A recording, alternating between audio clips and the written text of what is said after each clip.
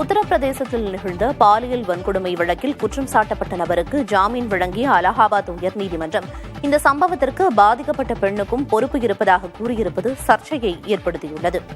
மதுபான விடுதியில் சந்தித்த நபர் ஒருவர் தாம் மதுபோதையில் இருந்தபோது தன்னை பாலியல் வன்கொடுமைக்கு ஆளாக்கியதாக முதுகலை மாணவி ஒருவர் வழக்கு தொடர்ந்திருந்தார். இந்த வழக்கை விசாரித்த நீதிபதி சஞ்சய் குமார் சிங் பெண்ணின் குற்றச்சாட்டுகள் உண்மை என்று வைத்துக் கொண்டாலும் அந்த சம்பவத்திற்கு அவரும் பொறுப்பு என்று கருத வேண்டியிருப்பதாக கூறினார்.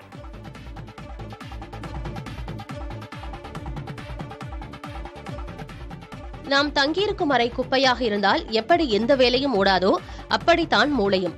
மூளை அழுக்கடையும் போது அதன் செயல்பாடு பாதிக்கப்படுவதுடன் பல்வேறு நோய்களுக்கும் அது வழிவகுப்பதாக மருத்துவர்கள் கூறுகின்றனர். மூளையில் கிளிம்பாட்டிக் என்ற அமைப்பு உள்ளது. மூளையில் தேங்கும் தேவையற்ற நச்சு புரோட்டீன் உள்ளிட்டவற்றை இந்த அமைப்பில் சுரக்கும் திரவமை நீக்கி சுத்தம் செய்கிறது. இந்த அமைப்பின் செயல்திறன் குறையும் போது மூளையில் தேவையற்ற கழிவுகள் அதிகம் சேர ஆரம்பிக்கும். இதனால் அல்சைமர், பார்க்கின்சன் உள்ளிட்ட நோய்கள் ஏற்படும் சூழல் உருவாவதாக மருத்துவர்கள் கூறுகின்றனர். வயது ஆக ஆக இந்த கிளிம்பாட்டிக் அமைப்பின் செயல்பாடு குறையும். அதன் செயல்திறனை மீட்டுருவாக்கம் செய்வது தொடர்பாக தீவிர மருத்துவ ஆய்வுகள் மேற்கொள்ளப்பட்டு வருகின்றன. தினமும் 8 மணி நேர ஆழ்ந்த தூக்கம், முறையான உடற்பயிற்சி, சரிவிகித உணவு முறை, மன அழுத்தம் இல்லாத வாழ்க்கை முறை மூலம் கிளிம்பாட்டிக் அமைப்பை நலமாக வைத்திருக்க முடியும் என்கின்றனர் மருத்துவர்கள். இலங்கையில் ராணுவத்தின் வசமிருந்த சாலைகளில் ஒன்று 34 ஆண்டுகளுக்கு பிறகு மக்கள் பயன்பாட்டிற்காக திறக்கப்பட்டுள்ளது. யாழ்ப்பாணத்தில் வசாவிளான் பகுதியிலிருந்து பலாலி கடற்கரை சந்தி வரையிலான சாலை நீண்ட காலமாக ராணுவத்தின் அதி உயர் பாதுகாப்பு வளையத்தில் வைக்கப்பட்டிருந்தது. இதனை மீண்டும் மக்கள் பயன்பாட்டிற்கு திறக்க வேண்டும் என்று அதிபர் அனுரகுமார திசநாயக்கவிடம் கோரிக்கை முன்வைக்கப்பட்டிருந்தது. இதனையடுத்து வசாவிளான் பலாலி சாலையில் சில கட்டுப்பாடுகளுடன் பொதுமக்கள் வாகனங்களில் பயணிக்க அனுமதி அளிக்கப்பட்டுள்ளது. இந்த சாலையில் காலை 6 மணி முதல் மாலை 5 மணி வரை வாகனங்களில் மட்டுமே பயணிக்க வேண்டும். சாலையின் இடையே வாகனங்களை நிறுத்தக்கூடாது, புகைப்படம், வீடியோ எடுக்கக்கூடாது என்பன உள்ளிட்ட கட்டுப்பாடுகள் விதிக்கப்பட்டுள்ளன.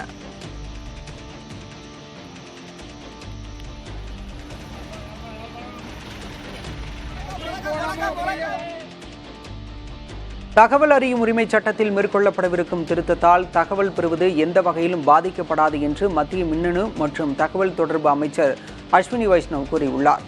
மத்திய அரசு நிறைவேற்றியிருக்கும் டிஜிட்டல் தனிநபர் தரவு பாதுகாப்பு சட்டத்தின் மூலம் 2009ஆம் ஆண்டில் நடைமுறைக்கு வந்த ஆர்டிஐ சட்டத்தில் திருத்தம் மேற்கொள்ளப்பட உள்ளது. ஆர்டிஐ சட்டத்தின் பிரிவு 8 உட்பிரிவு 1 படி தனிநபர்கள் தொடர்பான தனிப்பட்ட தகவல்கள் பொது நன்மைக்கு தேவையானவை என்றால் அவற்றை வழங்க மறுக்க முடியாது.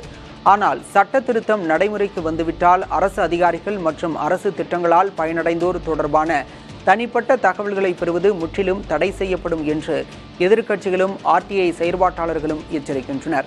இது ஆர்டிஐ சட்டத்தை நீர்த்துப்போகச் செய்யும் என்றும் இந்த சட்ட திருத்தத்திற்கு வழிவகுக்கும் தரவு பாதுகாப்பு சட்டப்பிரிவை நீக்க வேண்டும் என்றும் காங்கிரஸ் உள்ளிட்ட இந்தியா கூட்டணி கட்சிகள் வலியுறுத்தி வருகின்றன.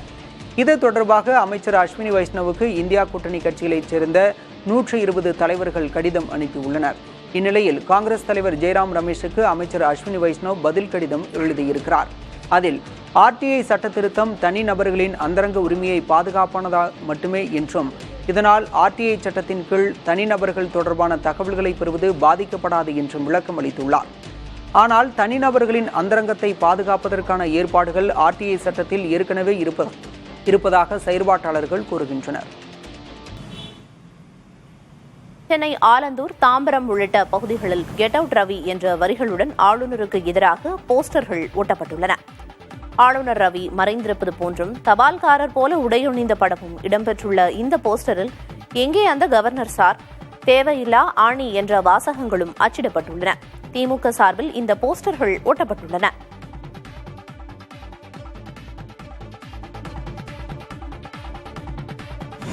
போக்சோ வழக்கில் தலைமறைவாக உள்ள கிறிஸ்துவ மதபோதகர் ஜான் ஜெபராஜ் முன்ஜாமீன் கோரி சென்னை உயர்நீதிமன்றத்தில் மனு தாக்கல் செய்துள்ளார். இந்த மனு விரைவில் விசாரணைக்கு வரவுள்ளது. கோவையில் கிங் ஜெனரேஷன் கிறிஸ்துவ பிரார்த்தனை கூடம் என்ற அமைப்பை நிறுவி மதபோதகராக செயல்பட்டு வருகிறார் ஜான் ஜெபராஜ். இவர் கடந்த ஆண்டு தனது வீட்டில் நடத்திய விருந்து நிகழ்ச்சியில் 2 சிறுமிகளுக்கு பாலியல் தொல்லை தந்ததாக புகார் எழுந்துள்ளது. இவரை பிடிக்க அனைத்து விமான நிலையங்கள், துறைமுகங்களில் லுக் அவுட் நோட்டீஸ் அளிக்கப்பட்டுள்ளது. இந்நிலையில் சென்னை உயர்நீதிமன்றத்தில் ஜான் ஜெபராஜ் முன்ஜாமீன் கோரி மனு தாக்கல் செய்துள்ளார். தனது மனைவி மற்றும் அவரின் குடும்பத்தினர் தூண்டுதலின் பெயரில் சிறுமிகளை வைத்து தனக்கு எதிராக காவல்துறையினரிடம் புகார் அளித்துள்ள செய்யப்பட்டுள்ளதாக மனுவில் குறிப்பிட்டுள்ளார். தனக்கு எதிராக உள்நோக்கத்துடன் பொய்யான புகாரில் போக்சோ வழக்கு பதிவு செய்யப்பட்டுள்ளதாகவும் காவல்துறை விசாரணைக்கு முழு ஒத்துழைப்பு வழங்குவதாகவும் வெளிநாடுகளுக்கு தப்பிச் செல்ல மாட்டேன் எனவும் கூறி முன்ஜாமீன் கோரியுள்ளார். டிஜிட்டல் தனிநபர் தரவு பாதுகாப்பு சட்டத்தின் 44வது பிரிவின் 3வது விதியை திரும்பப் பெற வேண்டும் என இந்தியா கூட்டணி கட்சியினர் வலியுறுத்தியுள்ளனர். டெல்லியில் Congress MP Gaurav Gogoi, CPM MP John Brittas உள்ளிட்டோர் செய்தியாளர்களை சந்தித்தனர். அப்போது அவர்கள் டிஜிட்டல் தனிநபர் தரவு பாதுகாப்பு சட்டத்தின் குறிப்பிட்ட விதி தகவல் அறியும் சட்டத்தை நீர்த்துப்போகச் செய்யும் வகையில் உள்ளதாக தெரிவித்தனர். அரசாங்க தரவுகளை ஆய்வுக்கு உட்படுத்துவதை தடுக்கும் வகையில் இருப்பதாகவும் வெளிப்படைத்தன்மைக்கும் ஊடக சுதந்திரத்திற்கும் அந்த விதி அச்சுறுத்தலாக இருப்பதாகவும் அவர்கள் குற்றம் சாட்டினர். தகவல் அறியும் உரிமை சட்டத்தின்படி பொது நலனுக்கு நன்மை பயக்கும் என்றால் தனிப்பட்ட விவரங்களையும் வெளியிடலாம். ஆனால் டிஜிட்டல் தனிநபர் தரவு பாதுகாப்பு சட்டத்தின் 44வது பிரிவின் 3வது விதி இதனை தடை செய்கிறது. தனிநபர் சார்ந்த விவரங்கள் என்றாலே எந்த விதிவிலக்கும் இன்றி அதனை வெளியிடாமல் இருக்க அரசை அது அனுமதிக்கிறது.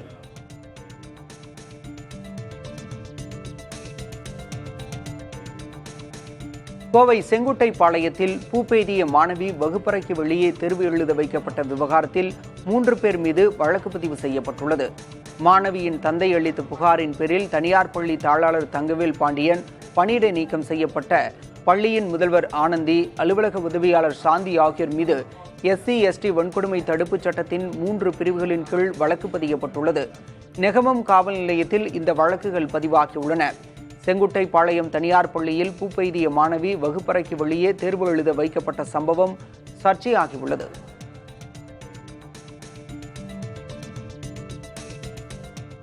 நீட் தேர்வு அச்சத்தால் இன்னுயிரை மாய்த்து கொண்ட மாணவ மாணவியருக்கு அதிமுக சார்பில் மெழுகுவர்த்தி ஏந்தி அஞ்சலி செலுத்தப்படும் என பொதுச் செயலாளர் எடப்பாடி பழனிசாமி அறிவித்துள்ளார்.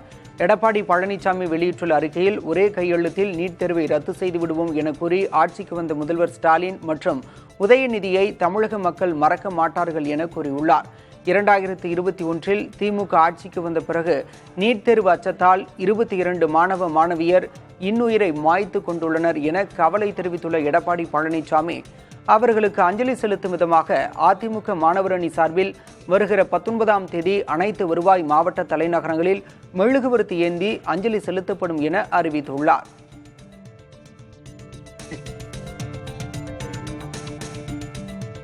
சொத்து குவிப்பு வழக்கிலிருந்து முன்னாள் அமைச்சர் வீரபாண்டி ஆறுமுகத்தின் குடும்பத்தினர் விடுவிக்கப்பட்டதை ரத்து செய்து சென்னை உயர்நீதிமன்றம் உத்தரவிட்டுள்ளது.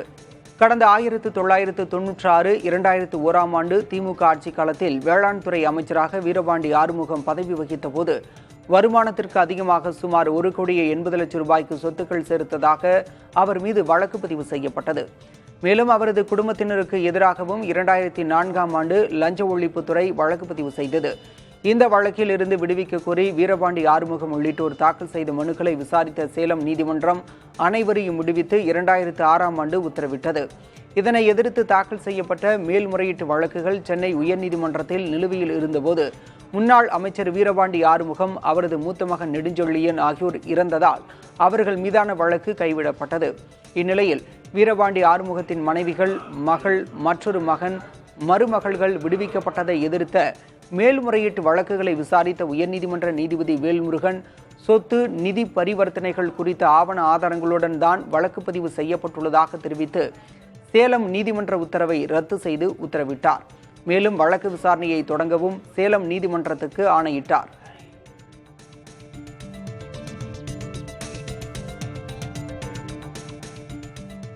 சென்னை மயிலாப்பூர் கபாலீஸ்வரர் கோயில் பங்குனி திருவிழா வெகு விமரிசையாக நடைபெற்றது. மயிலாப்பூர் கபாலீஸ்வரர் கோயில் பங்குனி பெருவிழா கடந்த 3ஆம் தேதி கொடியேற்றத்துடன் தொடங்கியது. விழாவின் முதல் நாளன்று பவளக்கால் விமானத்தில் கபாலீஸ்வரர் வந்து அருள்பாலித்தார். இதனைத் தொடர்ந்து பங்குனி தேரோட்டம் புதன்கிழமை நடைபெற்றது. இதில் ஏராளமான பக்தர்கள் கலந்து கொண்டு தேரை வடம்பிடித்து இழுத்தனர். இதன் தொடர்ச்சியாக 63 நாயன்மார்களின் திருவீதி உலா நேற்று கோலாகலமாக நடைபெற்றது. இதில் ஆயிரக்கணக்கான பக்தர்கள் சாமி தரிசனம் செய்தனர்.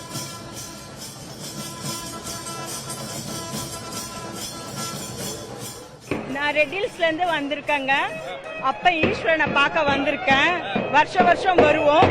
இது வந்து பார்த்து போறதுனால எல்லா நன்மையும் நடக்குது. நம்மளுக்கு 63 நாயன்மார்களோட இதுவும் நம்மளுக்கு கிடைக்குது. சிறு வயதிலிருந்தே மயிலாப்பூருக்கு வரேன். 10 நாள் விழாக்கு வருவேன். இன்னைக்கு விழாவோட முக்கிய நிகழ்வு 63 தமிழ்நாட்டிலே திருவாரூர் தேர் ஃபேமஸ், சிதம்பரம்னா அபிஷேகம் ஃபேமஸ், ஆருத்ரா. நம்ம மயிலாப்பூர் 63 திருவிழாவுக்கு ரொம்ப பெயர் போன திருவிழா. உலகில் அதிக ஸ்டார்ட் அப் நிறுவனங்களை கொண்ட நாடுகளின் வரிசையில் இந்தியா 3வது இடத்தில் உள்ளது. 2016ஆம் ஆண்டு இந்தியாவில் 450 ஸ்டார்ட் அப் நிறுவனங்களே இருந்த நிலையில் தற்போது அந்த எண்ணிக்கை 1.5 லட்சத்தை தாண்டி உள்ளது.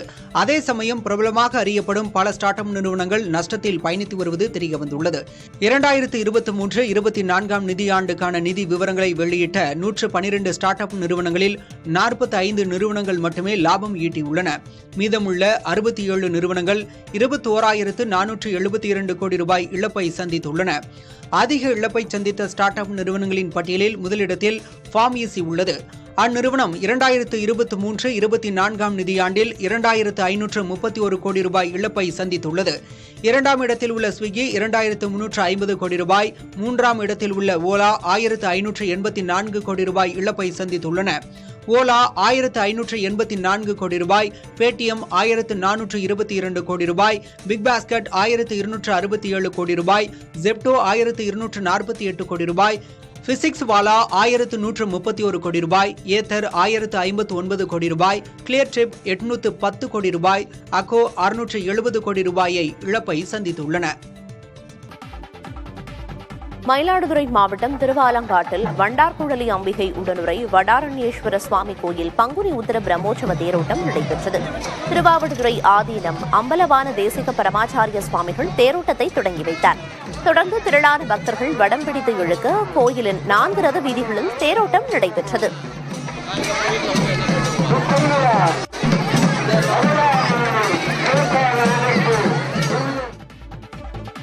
தமிழ்நாட்டில் 25 மாவட்ட வனப்பகுதிகளை ஆக்கிரமித்துள்ள அந்நிய வகை மரங்கள் ஏப்ரல் மாத இறுதிக்குள் அகற்றப்படும் என்று சென்னை உயர்நீதிமன்றத்தில் வனத்துறை தெரிவித்துள்ளது.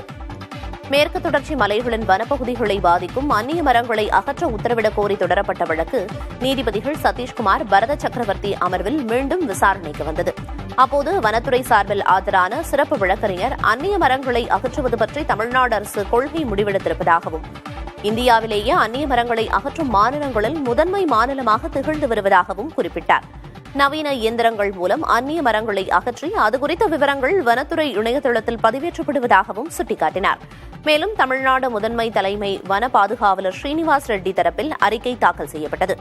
அதில் தமிழ்நாட்டில் 25 மாவட்ட வனப்பகுதிகளில் 4,038 ஏக்கர் பரப்பை அந்நிய வகை உன்னிச்செடிகள் ஆக்கிரமித்திருப்பதாகவும் 3,605 ஏக்கர் பரப்பளவில் இருந்த உன்னிச்செடிகளை அப்புறப்படுத்தியிருப்பதாகவும் தெரிவிக்கப்பட்டுள்ளது. இந்த மாத இறுதிக்குள் அனைத்து உன்னிச்செடி வகைகளும் அகற்றப்படும் என்றும் அந்த அறிக்கையில் குறிப்பிடப்பட்டுள்ளது. இதனையடுத்து இந்த வழக்கை வரும் 25ஆம் தேதிக்கு ஒத்திவைத்து நீதிபதிகள் உத்தரவிட்டனர். சென்னை மதுரையிலிருந்து ராஜஸ்தானுக்கு சிறப்பு ரயில்கள் இயக்கப்பட உள்ளன. மதுரையிலிருந்து வருகிற 14ஆம் தேதி காலை 10:45 மணிக்கு புறப்படும் சிறப்பு ரயில் அடுத்த 3வது நாளில் ராஜஸ்தானில் உள்ள பகத் கி கோதி நகரத்திற்கு சென்றடையும். மறுமார்க்கத்தில் 17ஆம் தேதி காலை 5:30 மணிக்கு புறப்பட்டு அடுத்த 3வது நாளில் காலை 8:30 மணிக்கு மதுரை வந்தடையும். சென்னை சென்ட்ரலில் இருந்து வருகிற 13ஆம் தேதி இரவு 7:45 மணிக்கு புறப்படும் சிறப்பு ரயில் அடுத்த 3வது நாளில் பகல் 12:30 மணிக்கு பகத் கி கோதி சென்றடையும். இதற்கான டிக்கெட் முன்பதிவு தொடங்கியுள்ளதாக தெற்கு ரயில்வே அறிவித்துள்ளது.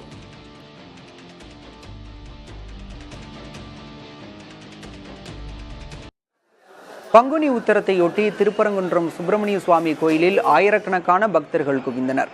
அதிகாலையில் கோயில் நடை திறக்கப்பட்டு சிறப்பு அபிஷேக ஆராதனைகள் நடைபெற்றன. இதனையடுத்து ஏராளமான பக்தர்கள் நீண்ட வரிசையில் காத்திருந்து தரிசனம் செய்து வருகின்றனர்.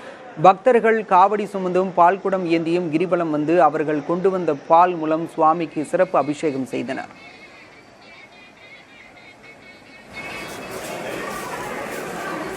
திருச்செந்தூர் முருகன் கோயிலிலும் பங்குனி உத்தரத்தை முன்னிட்டு பக்தர்கள் குவிந்து வருகின்றனர்.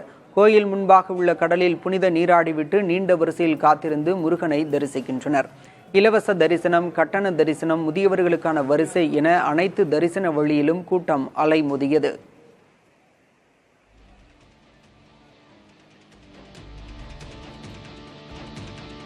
கத்திரி வெயில் தொடங்குவதற்கு முன்னரே தமிழக அணைகளில் நீர் இருப்பு 131 TMC-ஆக குறைந்துள்ளது.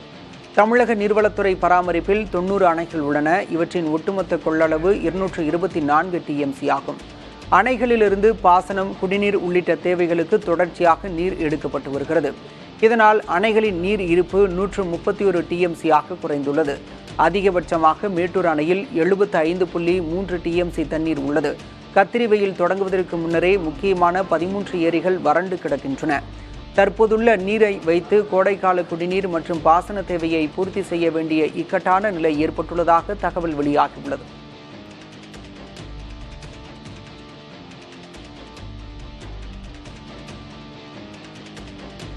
சென்னை கும்மிடிப்பூண்டி தடத்தில் கூடுதல் ரயில் பாதைகள் இல்லாததால் தினமும் 30 முதல் 45 நிமிடங்கள் வரை ரயில்கள் தாமதமாக இயக்கப்படுவதாக பயணிகள் புகார் தெரிவித்துள்ளனர். சென்னையிலிருந்து செங்கல்பட்டு, அரக்கோணம் வழித்தடங்களில் மின்சார ரயில்கள் இயக்க பிரத்யேக ரயில் பாதைகள் உள்ளன. ஆனால் சென்னை கும்மிடிப்பூண்டி தடத்தில் 2 ரயில் பாதைகள் மட்டுமே இருக்கின்றன. இந்த தடத்தில் வட மாநிலங்களுக்கான விரைவு மற்றும் சரக்கு ரயில்கள் செல்லும் போதெல்லாம் மின்சார ரயில்கள் காத்திருக்கும் நிலை ஏற்பட்டுள்ளது. இதனால் மின்சார ரயில்கள் தினமும் 45 நிமிடங்கள் வரை தாமதமாக இயக்கப்படுவதாக பயணிகள் தெரிவிக்கின்றனர்.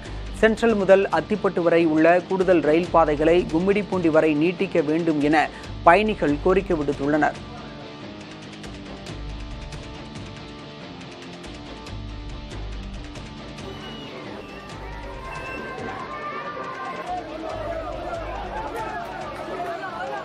தஞ்சை மாவட்டம் பட்டுக்கோட்டையில் நாடியம்மன் கோயில் தேரோட்டம் நடைபெற்றது. திரளான பக்தர்கள் தேரை வடம் பிடித்து இழுக்க முக்கிய வீதிகள் வழியாக தேரோட்டம் நடைபெற்றது.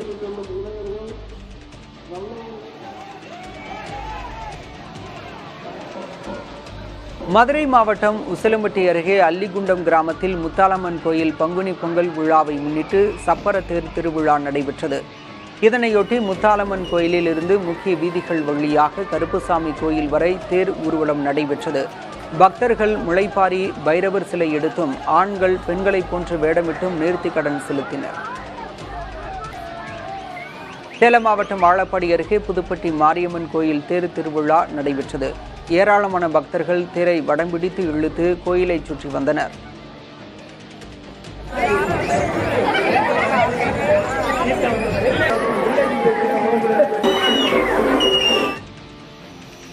வாணியம்பாடி அருகே தனியார் மருத்துவமனையில் பயிற்சிக்காக வரும் நர்சிங் கல்லூரி மாணவிகளிடம் பாலியல் சீண்டலில் ஈடுபட்டதாக மருத்துவமனை உரிமையாளர் மீது போக்சோ சட்டத்தின் கீழ் வழக்கு பதிவு செய்யப்பட்டுள்ளது.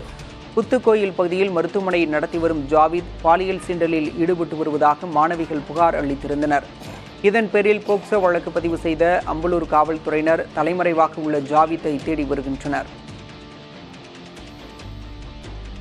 அதிமுக, பாஜக தனித்தனியே தேர்தலை சந்தித்தால்தான் ஆச்சரியம் என தெரிவித்த விசிக தலைவர் திருமாவளவன் வேறு வழியின்றி பாஜகவோடு கூட்டணி அமைக்கும் நிலைக்கு அதிமுக தள்ளப்பட்டிருப்பதாக தெரிவித்தார். அதிமுக பாஜகவோடு தான் கூட்டணி அமைக்கும். பாஜக அதிமுக இல்லாமல் தேர்தலை சந்திக்காது. இது அனைவரும் அறிந்த உண்மை, எல்லோருக்கும் தெரிந்த உண்மை. அவர்கள் கூட்டணி அமைக்காமல் தனித்தனியே நின்றால்தான் நாம் ஆச்சரியப்பட வேண்டும். அவர்கள் கூட்டணி அமைக்கப் போகிறார்கள், அதுதான் நடக்கப் போகிறது. அது அதிமுகவுக்கு எந்த வகையிலும் பயன் தராது. அதிமுக ஏற்கனவே பாஜகவோடு தேர்தலை சந்தித்து அதில் பாடம் பெற்றிருக்கிறது. ஆனாலும் கூட அவர்கள் வேறு வழியில்லாமல் பாஜகவோடு தான் கூட்டணி அமைக்கும் நிலைக்கு தள்ளப்பட்டிருக்கிறார்கள். இது எல்லோரும் அறிந்த ஒரு உண்மை. டிஎன்பிஎஸ்சி குரூப் 1 தேர்வில் மாநில அளவில் 4வது இடத்தை பிடித்த கெரனா புக் லித்தியா முதலமைச்சரின் நான் முதல்வன் திட்டம் கிராமப்புற மாணவர்களுக்கு வரப்பிரசாதமாக அமைந்திருப்பதாக தெரிவித்தார். தமிழ்நாடு அரசின் நான் முதல்வன் திட்டம் வந்துட்டு எனக்கு ரொம்பவே யூஸ்ஃபுல்லாக இருந்தது. ஏன்னா நான் எய்ம் சேனலில் வந்துட்டு நான் நிறைய கோர்சஸ் வந்துட்டு பார்த்து தான் நான் படிச்சிருக்கேன். யூபிஎஸ்சி ப்ரிப்பரேஷன்லேயே கூட இப்போ அண்ணா நகரில் வந்துட்டு ஸ்டடி ஹால் ஓப்பன் பண்ணதாகட்டும், அதோட ஆக்சஸ் எல்லாமே வந்துட்டு நான் முதல்வன் திட்டத்தில் ஒரு பெரிய பெனிஃபிட்டாக நான் வந்து பார்க்குறேன். நான் முதல்வன் ஒரு சிறப்பான திட்டம். என்னை போன்று கிராமப்புறங்கள்லேருந்தும் ஊரக பகுதியிலேருந்து வர மாணவர்களுக்கு இந்த நான் முதல்வன் திட்டம் வந்து மிக பெரிய வரப்பிரசாதமாக நான் பார்க்குறேன் சார். தூத்துக்குடி மாவட்டம் திருச்செந்தூர் சுப்பிரமணிய சுவாமி கோயிலில் ஜூலை 7 குடமுழுக்கு நடைபெறும் என தமிழக அரசு அறிவித்துள்ளது. கோயிலில் நடக்கும் மேம்பாட்டு பணிகள் தொடர்பாக உயர்நீதிமன்ற மதுரை அமர்வில் தாக்கல் செய்யப்பட்ட மனுவில் தமிழக அரசு இதனை தெரிவித்துள்ளது. முன்னதாக நீதிமன்றத்தில் வழக்கு நடைபெறுவதால் பணிகள் தாமதமாக மேம்பாட்டு பணிகள் மேற்கொள்ளும் தனியார் நிறுவனம் கூறியிருந்தது.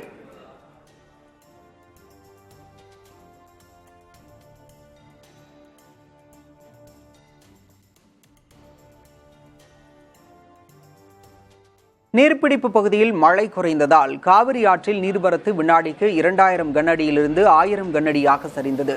காவிரி ஆற்றில் தமிழக எல்லையான பிலிகுண்டுலுவுக்கு நீர்வரத்து 3 நாட்களாக குறைந்துள்ளது. கோடை காலம் தொடங்கியுள்ள நிலையில் நீர்வரத்து சரிந்துள்ளதால் ஒகேனக்கலுக்கு சுற்றுலா பயணிகள் வருகை குறையும் நிலை ஏற்பட்டுள்ளது.